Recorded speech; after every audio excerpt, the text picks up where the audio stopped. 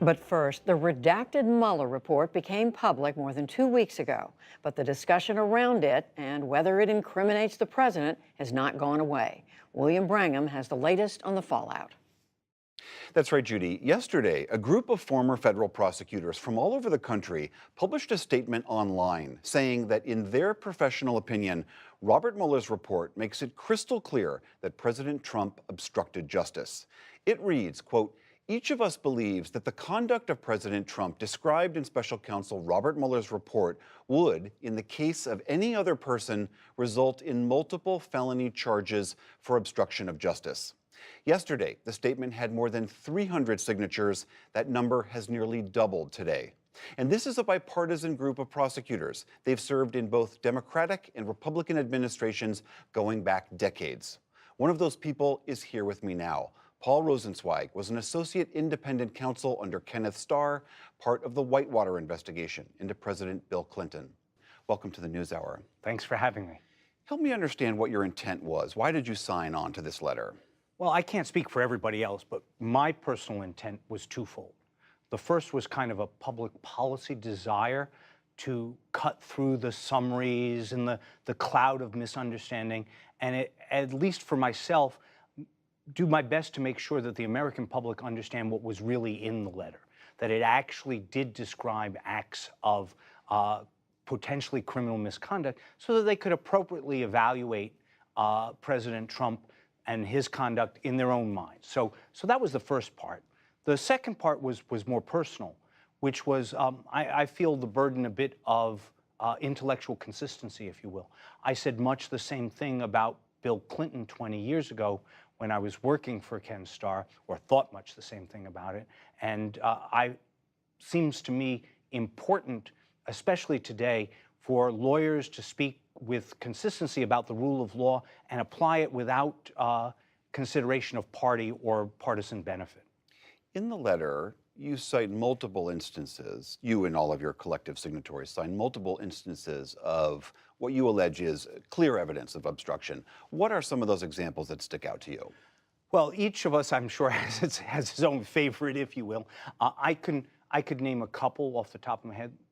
First and most obviously, the president's apparent direction to the White House counsel to create a false record of an earlier conversation. This is Don McGahn. Don McGahn, in order to obscure and conceal the fact that he had ordered McGahn to see to Mueller's firing. At least that's how McGahn tells it. And then when that became known in the press, he ordered McGahn to write a false memorandum saying that that had never happened. McGahn refused. That's an effort to obstruct justice. It's an effort to tamper with a witness's memory in a way that, for me, meets the bar of obstruction of justice.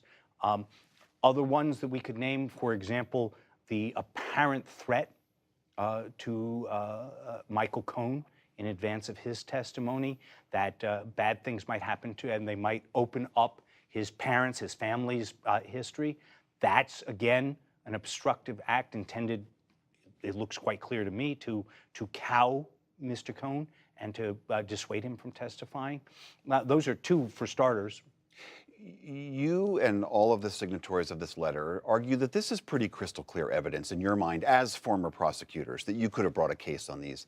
Yet Robert Mueller didn't seem to say in his report that he thought these were crimes. Why not? You have to ask Mr. Mueller that. We've tried. I mean, to be fair, he said if they'd found evidence that exonerated the president, they would have so stated, and they did not so state. He alluded to difficult issues. I assume that those are issues of legality, mostly relating both to the non-indictability of presidents under the Department of Justice's policy, and also probably relating to the fact that he knew that his boss, Bill Barr, had a different legal view of what constitutes obstruction of justice for a president, and so he was not willing to, throw a hand grenade in and have it swatted back at him by the Attorney General. I think he reposed a great deal of confidence in the Attorney General to treat his report fairly, and as his own letter to the Attorney General in the immediate aftermath makes clear, that confidence was not as well founded as he thought it might be. Do you think the Attorney General treated Robert Mueller's work unfairly? I think that the Attorney General's conclusion as a factual matter that there was no proof of obstruction of justice is not sustainable, is simply at odds with the evidence adduced in volume 2 of this report. I don't see how anybody who is a prosecutor and not trying to be the president's defense lawyer could look at that evidence and not say that this is sufficient evidence for which a prosecutor could, and the quote is, obtain and sustain a conviction. And that's from the federal principles of federal prosecution. And I think the evidence in at least 3, 4, some might say as many as 8 of these instances would meet that standard. Undergirding all of this has been this, as you cited, this longstanding belief in the Department of Justice that a sitting president cannot be indicted because it would so interfere with the president's ability to do his job. Do you disagree with that finding? You think a president could be and should be indicted if the evidence warrants? That's correct. I think that that is a policy of the executive branch that quite naturally is defensive of the executive branch of government. I'm not surprised that that's what DOJ's view is. I think it is wrong. It is certainly extra-constitutional, which is to say there's no such immunity in the Constitution, and the framers knew how to write immunities in. They wrote a speech and debate immunity for legislators, for example. It is based on policy judgments alone that it would be too distracting for the president to face a criminal charge. And while I am happy to acknowledge that that's real, that a president would be a real distraction. Yeah, it would be a real distraction. It would be for any human being. I also think that it ignores the countervailing value, which is that in America, at least, no man, no woman is above the law. Everybody is subject to the same rule of law, and that ought to include the president as well. Otherwise, if the DOJ is right, then the president is a unique category of one. Because they've already said the vice president can be indicted, governors, indictable, every cabinet minister, just fine. But the president, he's super special, and he gets to essentially a free pass, at least while he's in office.